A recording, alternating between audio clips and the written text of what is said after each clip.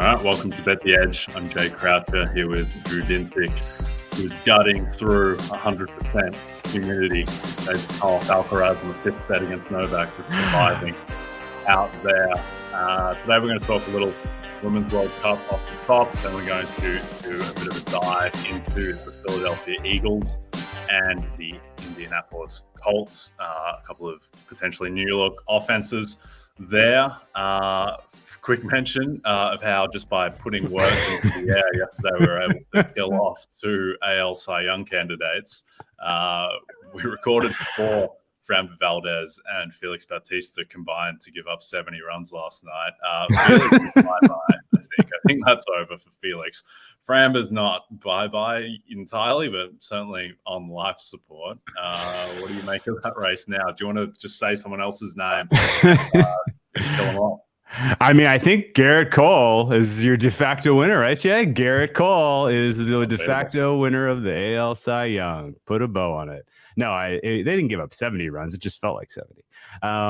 And I think realistically, it's how you perform at the end of the season matters. How you perform when people are writing their columns and kind of making their decisions and putting their, opinions pen to paper, putting them in ink. That matters. And so, we need to see these guys turn it around. But it reminded me of sort of the old adage, which is if you liked Framber Valdez at 5-1 yesterday, you're going to love him at 8-1 today. Yeah. Well, the thing is with Valdez is now he just needs to throw another no-hitter and he's right back to where he was. That's all it takes. Just doesn't even need a no-hitter. Just 9 scoreless will do for him. But he can give up 3 or 4 hits in there. I was looking at it today as a coping mechanism with Garrett Cole. So I think that Cole right now is probably like a 3.3 ERA true talent kind of guy, and he's overperforming a little bit at the moment. So if he goes 4.5 the rest of the way, he would finish at 3.25 on the season, I think. And I think it's an interesting thought experiment to be like, at what point does Cole's ERA make him a dog against the field? I think that number is about 3.15. Okay. Obviously, there are other components to the race, but just as a quick snapshot, I think it's about 3.15, and then I think that I would rather have the field. So that's very achievable. Like that can definitely happen. He's definitely not home. I think the market price now is about fair, but let's see. Where by the time that this drops, maybe Kevin Gosman's given up 10 runs tonight, and that's done so as well. Anyway, we'll check back in on that. But let's go to the Women's World Cup, which is the most exciting thing that's happening at the moment in sports. Australia, France, England, Colombia. A couple of the exciting semis. In terms of the outright market, England plus 250 favourites. We've talked about how we don't like that. Spain plus 350 to win, and they take on the Netherlands, and then Japan, Sweden. Japan are your third favourites at plus 450. Anything be it in the game market or the outright that you like at the moment? Well, let's talk about a couple of key pieces of information, because we're at the stage of the tournament where if you have accrued yellow cards or if you've gotten a red card, you are going to be serving a suspension in the quarterfinals. And that applies to 2 women. The Netherlands, Danielle van de Donk. She was actually a pretty important piece to their midfield. She's rated as the best or second best midfielder in all of the games they've played so far this season. She got her second yellow of the tournament in the last match against South Africa, where the Netherlands come through 2-0, but it was not as impressive, not as inspiring as I think a lot of people were expecting out of this team. And that has really shaded the market. And so if you're kind of scratching your head as to how, the Dutch could be, relative, I don't want to say long shots, but just not, better chance to advance here. They are plus 172 to advance, Spain minus 220. That is in part because I think Spain has shown you a higher ceiling over the balance of this tournament, despite the embarrassing loss to Japan. But even more so, I think the absence of Danielle van der Donk will matter. Lauren James, of course, who we mentioned yesterday for England, she got a red card in the round of 16 against Nigeria. She will be unavailable against Colombia. And she had sort of the two highest player grades of any woman in the tournament so far in her 2 matches in the middle there. She was unimpressive in match 1, but excellent in match 2 and match 3 to get the Lady Lions to the knockout rounds. So she'll be missed. I think realistically that does present a little bit of value in Colombia. If I was going to take one kind of long shot to advance price, it would be Colombia at plus 322. I am a noted Lady 3 Lions doubter, though, so I may be biased in this camp. But if that's kind of like the little bit of the chaotic upside pick that I like. I think Spain comes through, but I think that's a cagey match. These two, having played a lot actually through European competition, there's a ton of familiarity between these two teams. Most of the matches are 1-0, 2-0 in the modern era as they have gone head to head. So I would say that in general, that looks like an undermatch to me, but at 2.5 for a total, that's probably fairly priced. If that goes up at all, I may look at under 2.25 there, but I think realistically that's this is a 1-0, 2-0, 1-0, 2-0 win for Spain. And then Japan and Sweden, Australia and France, both too tough for me to call. I think market has made Japan right now meaningful favorite over Sweden, despite the fact that Sweden knocked out your Japanese at home at the Olympics in the quarterfinals. Your Japanese, they got them 3-1 knocked them out in the quarterfinals on their way to glory in Tokyo. And then the Australians and the French, both teams that have had wild highs and lows so far in this tournament. And it kind of feels like you're flipping a coin there. Whoever comes out and has sort of the sharper day, I think prevails, but don't have a strong read. How about you? Yep. Yeah, well, to be clear, because some people do ask me about my ethnicity sometimes. I'm not Japanese, but I do love this Japanese soccer team. They do have a wager on them, so I am an honorary Japanese citizen, at least until I get knocked out of this tournament, which is hopefully never. But look, I think they have been the best team so far. I think clearly in terms of their results, they have just how impressive they were in taking care of Spain 4-0 as dogs. So if you look at the XG stuff there, that was closer than the scoreline indicated. At the same time, I think that there are some wonky aspects of XG when your game plan is to sit back and then attack on the counter. And that's what Japan did against Spain. It's what Australia did against Denmark, which is, again, I think XG paints a kinder picture to the Danes than really the nature of that game suggested, where I think that was pretty one-sided. And Australia, they very much earned their 2-0 win, and it really could have been more, if anything. So plus 450 on Japan when, to advance against Sweden, they're minus 150. That's not very appetizing. They would be dogs in the next round to Spain by market, even though they handled them last time. So you're probably off better just going game by game. The one bet I would say is a play in the outright adjacent, is Colombia to be the runner-up in this tournament. Where often you get this with runner-up markets where it's like they've just taken kind of hard. It's like you're making them pick, just making everyone pick in the final. And that's not right. Colombia is going to be a dog against whoever they play in the final. So I think they're 20-1, 22-1 range to be runner-up, and then they're 25-1 to win it all. Like, that's not right. They need to be shorter to be the runner-up, more short to be the runner-up than that gap implies. So that would be my best bet at the moment. My gut sense from just watching the games is that I don't think England warrants their heavy favoritism at the moment. Spain, I think, have maybe been more impressive, but still some questions there. I think Japan and Australia have been the most impressive teams that I've seen, and then Colombia are interesting as well. And I think they do have it in them to get to the final. So Colombia runner-up, 20-1. Okay. Well, I'm excited to do some pods with you next week with your Hinata Miyazawa jersey hanging in the background. She's, of course, the leader right now for the Golden Boot. I guess the take on Colombia, I had not even thought to look for that market. That's what you get for digging in a little bit and kind of going a little bit off the grid. Absolutely incredible price there, because if you parlay, current to advance with Colombia, what they'll be, which will probably be, plus 150 range against whoever they face in the next round. And then with the price to lose the final, the idea that you're getting anywhere close to 20-1 is insane, is absurd. So that's let's do it now. Let's just do it 60 to advance out of this, and then plus 150 to win the next one, and then they're going to be like again. I'd say like 1.6. 1.6 for their opponents to lift the trophy, or higher, 1.5. I mean, if it's Spain, it would be the similar price to what England are against them. So I'd say on average, top ahead, maybe 1.4. Okay. And then it's like 15-1. And the scope, I think, is even to be 1.25 or something. So you're looking at 15-1 off of that.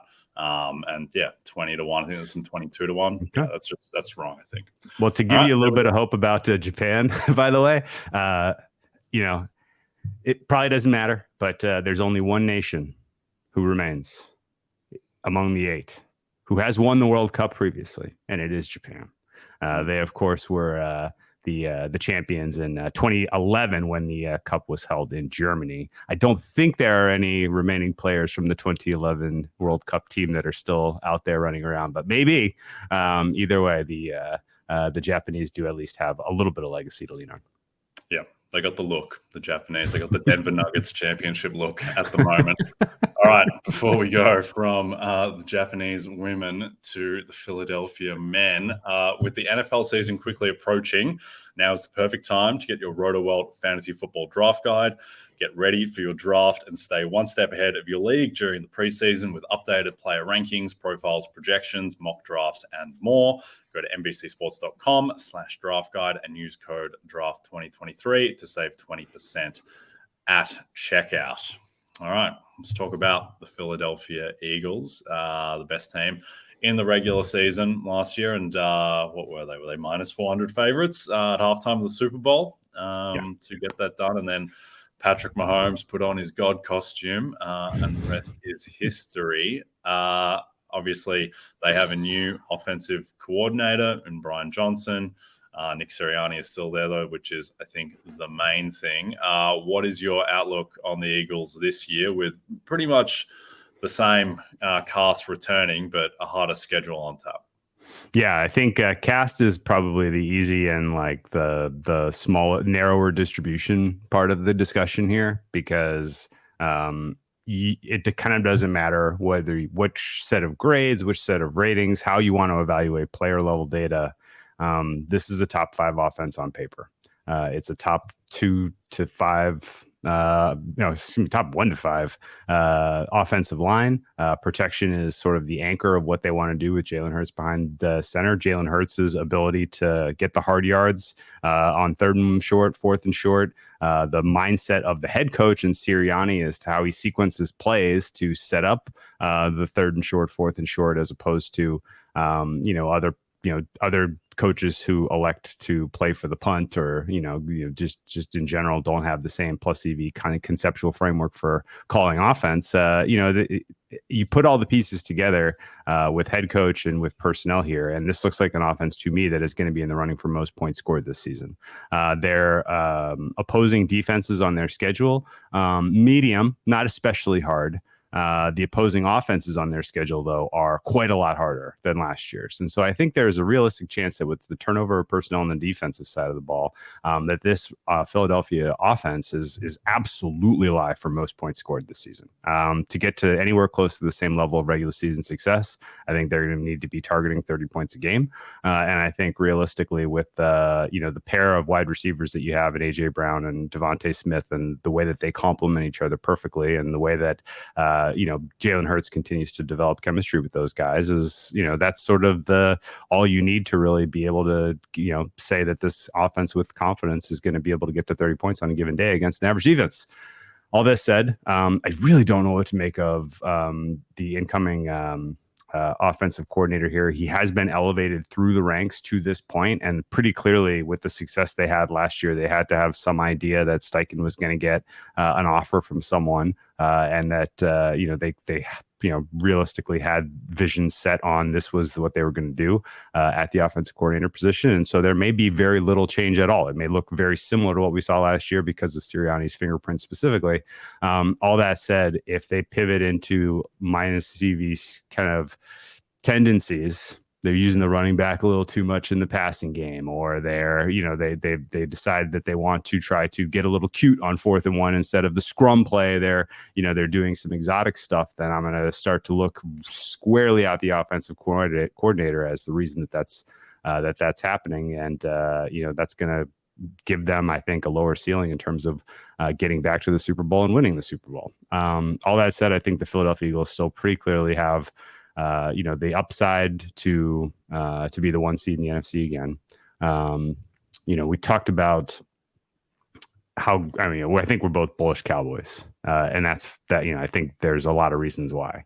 And I personally make Cowboys Eagles about a coin flip to win the NFC East. And the fact that you're about a coin flip to win your own division, which means there's a 50% chance you're going road in the playoffs, is enough to keep me from playing 8-1 Super Bowl. It's definitely enough that I think plus 260 to win the NFC is mispriced. And maybe for selfish reasons, I just kind of hope the Eagles go into the playoffs as a wild card team, because I would absolutely love to handicap some matchups where they are clearly the better team. They're on the road, and the market isn't quite pricing that correctly in a way that you can get some value on the Eagles to make to get a couple wins on the road in the playoffs. So, very bullish about this offense. Taking a flyer on them to score the most points is probably my favorite way to attack that. And then I think as long as you get health at the quarterback position, health at the wide receiver position, the rest is all going to work itself out. Yeah. With the Eagles, I think there was some skepticism about last season because their regular season schedule was just an absolute farce. Their biggest test would have been at Dallas late in the season, but Jalen Hurts missed that game, so he didn't really get a true indication. I thought they played pretty well in that game. I think what people often forget is that destroying bad teams is a really good indication that you're a good team, like almost as much as winning a close game over, another good team. And if that wasn't enough for people, I think the Eagles proved in the Super Bowl that they were, effectively the equal of Kansas City and warranted that game being so close to pick. And they also completely eviscerated a Giants team that by the end of the season, they weren't that bad, the Giants. To destroy them by 30 plus in the way they did, I thought was pretty impressive in the playoffs. They have an interesting thing this year where I think they have just about the biggest dichotomy in the league of easy start to the season schedule-wise and then brutal finish, where, I'll just read it out. They start the season at New England, Minnesota, at Tampa, Washington, at Rams, at Jets, Dolphins, bit harder, at Washington. And then they have a stretch around their bye where they go Dallas, at KC, Buffalo, San Francisco, at Dallas, at Seattle. That's brutal. That's just got to be about as hard of a stretch as any team will face. Those are arguably Dallas, KC, Buffalo, San Francisco. Those might be the 4 best teams in the NFL along with the Eagles. And they've got to play them 5 weeks in a row. So they play Dallas twice. So I'm kind of hoping that, it's kind of fruitless to project out this far, but I think there's a good chance the Eagles will be unbackable NFC favorites come week 8 if they start off 7-1 or whatever. So I hope that they kind of have a tailspin in that stretch and lose some close games and a book overreacts and all of a sudden, Brock Purdy's a heavy NFC favorite and the Eagles are there looming again. But I think this is the best team in the NFC top to bottom right there. With the Cowboys, is there any way that you like to bet the Eagles at the moment? Hurts, 11 MVP, 25-1 OPOY. Let's go deep onto the point you just made, because this is kind of the key, in my opinion, to constructing a plus EV future book in NFL betting, especially this time of year when you're making plays. What you set up is absolutely true. The wins on this schedule are likely to come in the first half of the season, which means we get to week 8, week 9, an unbackable favorite was the word you used. And I think that is absolutely perfect, right? Like the price will almost certainly hit the top at that moment. And then they're going to struggle through this next stretch of their schedule. And I think, you can say, well, what if they win all those games? Settle down. Like they're at a rest disadvantage in 2 of those. Both San Francisco and Dallas get mini buys before they play Philadelphia in that stretch. They're at a travel disadvantage the second time they play Dallas, and then very notably when they go back to back from Dallas to Seattle. So really, really, really tough stretch where you're talking about losing most likely 3 games, if not 4. At that point in time, if you want to buy into the Eagles after that, sure, that's fine. But what you kind of need to decide now is if you want to shop for other alternatives at the time when you anticipate the Eagles are at the top, right? What is the optimal way to do that? There's not a ton of room for NFC to shorten. It's already at plus 260. There's not a ton of room for Super Bowl to shorten, in my opinion, at least, because they're probably going to be dogs in the Super Bowl, especially after what happened last year going off as small favorites against an injured Patrick Mahomes. And so I think realistically, you have to make peace with the fact that the price is going to get shorter. Let it go. And then wait and decide as we get closer to the end of the season, we can kind of get a sense of what path looks like. And or just bet them game by game once we get into the playoffs. So this looks like the 5 seed in the the top wild card to me personally, because I think just the fact that the schedule is easier for Dallas tips the coin flip a bit in their favor. And so I'm hands off Eagles. That said, if Eagles are shortening, if Eagles prices are getting shorter, Jalen Hurts, Offensive Player of the Year, 22-1 is blaring out loud because he's potentially going to have double-digit rushing touchdowns. He is potentially going to have his highest output from a passing standpoint. And kind of as we set up, if the defense is conceding points and these guys are winning games because they're scoring into the 30s, market makes them somewhere in the 5-1 range to score the most points this season. If they're clearly the top point scorer, Hurts's statistical profile is going to look impossibly good, and he is absolutely going to be in the conversation. So I think if you want to bet the Eagles this moment, put some Hurts Offensive Player of the Year, 22-1, 25-1, shop around, find your best price, put that in your pocket, watch that get shorter, and then I think we attack Niners, maybe Cowboys if they aren't also shortening once we get to the November timeframe. Yep, no, I like that, and I think the way the futures market typically works as you get closer to the end of the season, from my experience at least, is that generally there's very little value in betting the wildcard teams because the market just isn't giving you enough value for the fact that they have to go on the road repeatedly. This could be a little bit of a different situation because I would say on average, if assuming health, if the 5 seed is Philadelphia or Dallas, I would guess that they're going to be favored in the first week against whoever the 4 seed is. It's going to be like the Saints or the Falcons or potentially a weak NFC North champion or the Seahawks or something. So usually the value I've found is actually more on the 1 seed and the 2 seed that's not being priced in enough the value of home field. I think that was certainly the case last season. So one to monitor, I think it'd be very interesting where you have such a top-heavy NFC versus such a, I think, a more balanced AFC, at least in terms of, I mean, the Ravens are the 5th favorite in the AFC. They would be, I mean, they're right in that tier, I think, with the top teams in the NFC. Anyway, before we get to the Indianapolis Colts, a reminder that Big Ten Day is here. Break out your Big Ten school colors and celebrate the inaugural Big Ten Day national holiday. Dust off your best gear. Share photos of your school with pride with hashtag Big Ten Day. I'm a big Rutgers guy, Drew. I'm not. Yeah? Wow. That was a surprise. Yeah, no, but I need to choose a Big Ten team this season. It's not going to be Ohio State. I thought you were an Ohio State guy. No, I hate Ohio State. They're out. I think I'm going to be a Michigan guy just purely because all the money that Noah Ruggles cost me against Georgia. I'll never forget that moment. Real tough start to 2023. Getting texts from people feeling good that Ruggles was going to make the kick. I was like, he's a 5% chance from here. Look, he's terrified. Looks absolutely terrified. And sure enough, hooked it far left. Anyway, another team that's hooking it far left at the moment is the Indianapolis Colts, who I can't believe how this team has fallen from 2 weeks left in the 2021 season where they're everyone's sleeper to go to the Super Bowl.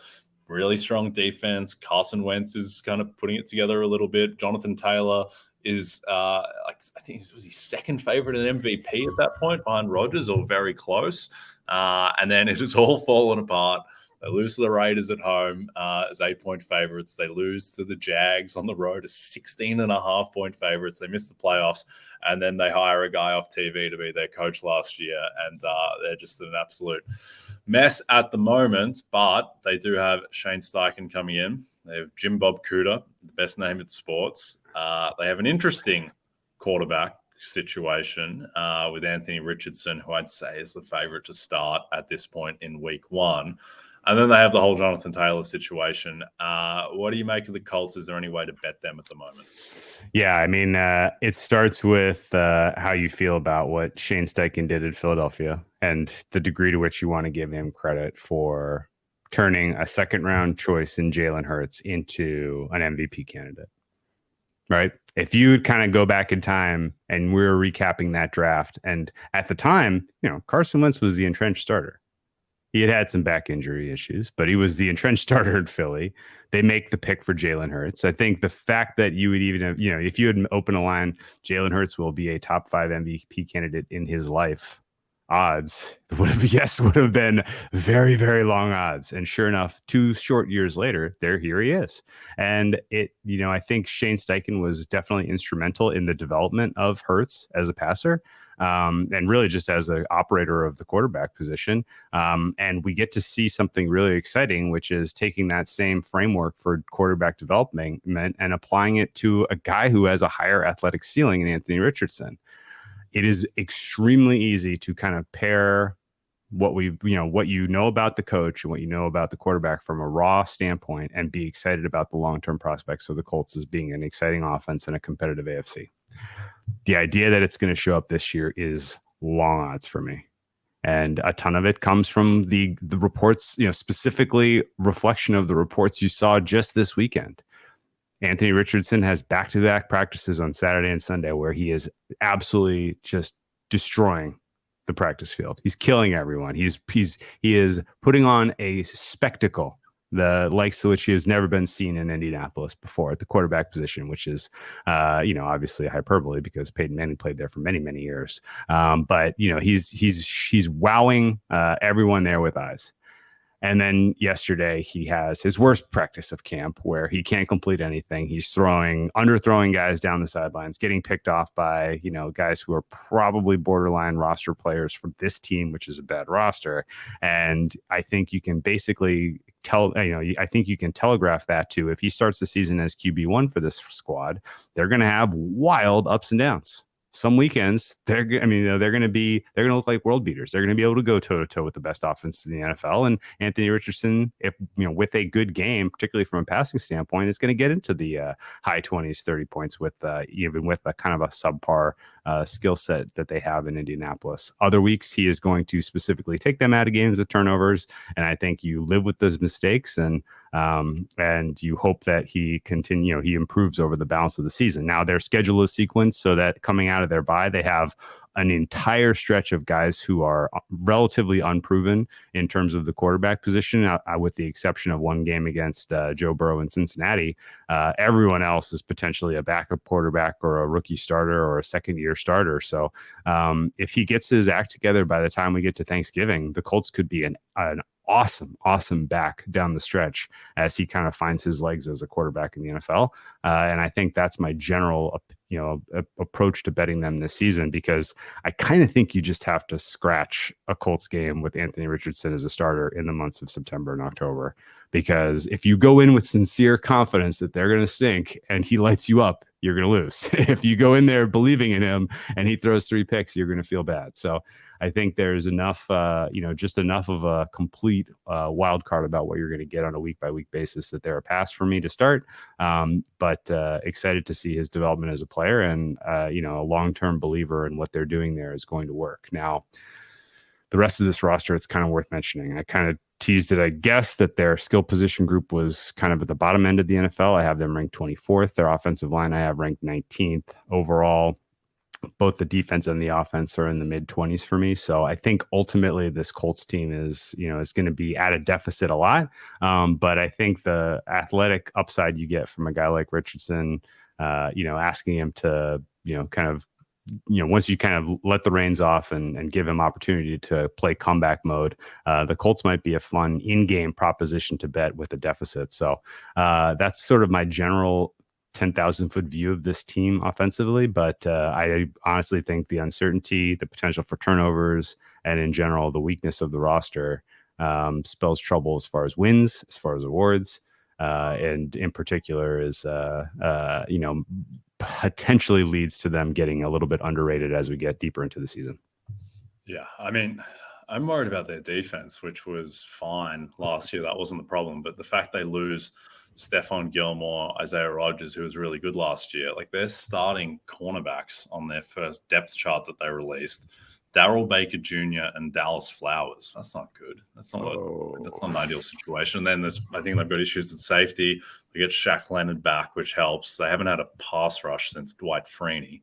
And then on offense, obviously, it all depends on Richardson. I don't really understand what's happened to Quentin Nelson, who the first 3 years of his career by PFF grade was a top 3 guard in the league all 3 years, and then hasn't cracked the top 19 the past 2 years. I know he dealt with injuries, but still, that's not ideal. The offensive line, I think, is broadly underperformed. And then at the skill positions, I mean, Pittman is fine. Taylor, if he's going to play, is obviously excellent. But I don't think it's the best context for Richardson to succeed. Do you think it's justified that Richardson right now has shorter O'Roy odds than CJ Stroud? I don't. I'd rather have Stroud. I think I would too.